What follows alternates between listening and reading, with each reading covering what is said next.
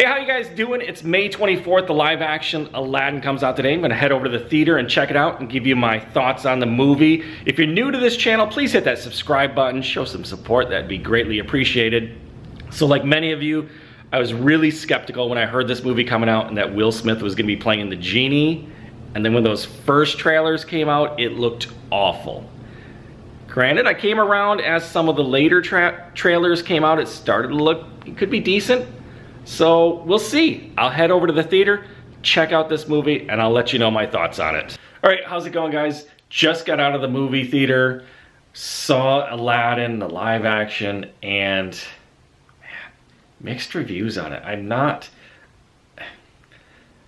disappointed, not like coming out of it going, wow, that was an awful movie, but also not blown away. Wasn't anything spectacular. It's kind of where you're just like, did they really need to make that?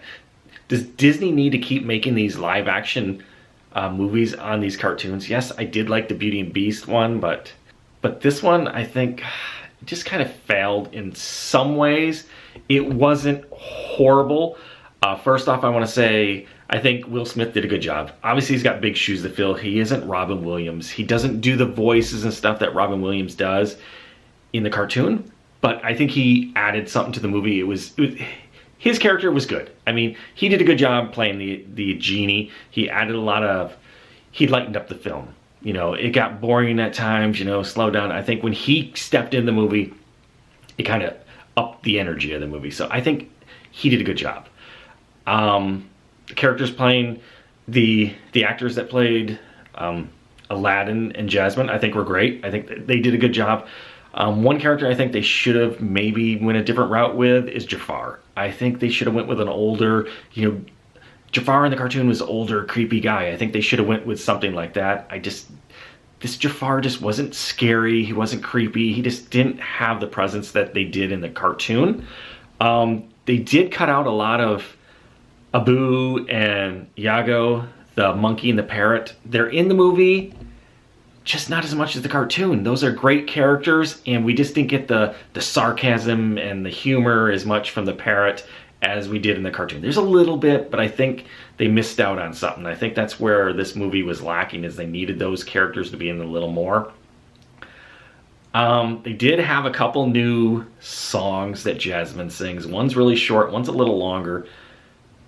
I'm not a huge fan of them. I don't think they needed to add new songs to this movie. It was like, okay, come on, let's get through this. I don't care about this new song. I didn't need to see that. So that part I didn't like. I didn't like the new songs. If you've seen it from the trailer, Prince Ali when he marches in, the parade, I think that was probably one of the best parts of the movie. That's a great scene. I think they did it really well. It was a fun scene, the way with all the characters and the singing. I think that was one of the best parts of the movie. They did add a new dance number in the movie later on. It was pretty neat. But nothing, and they did tweak the storyline a little bit. You know, they did change a few things, not a whole lot to really, you know, like the movie's completely different. No, just little tweaks. They shortened some things.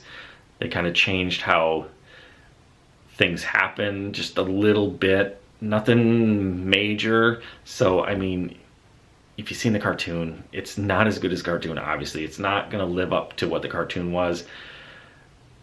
Do you need to go to the theater and see it? I'd say you could wait till Netflix or Disney Plus or whatever their streaming service is when that comes out, if it's going to be on there. It just wasn't spectacular, but it wasn't horrible either. I think it wasn't as bad as I think people thought. You know, Will Smith's character is going to look horrible. The Genie, that wasn't part of the movie that I was like, oh God, the CGI on the Genie is horrible. It wasn't. It was fine.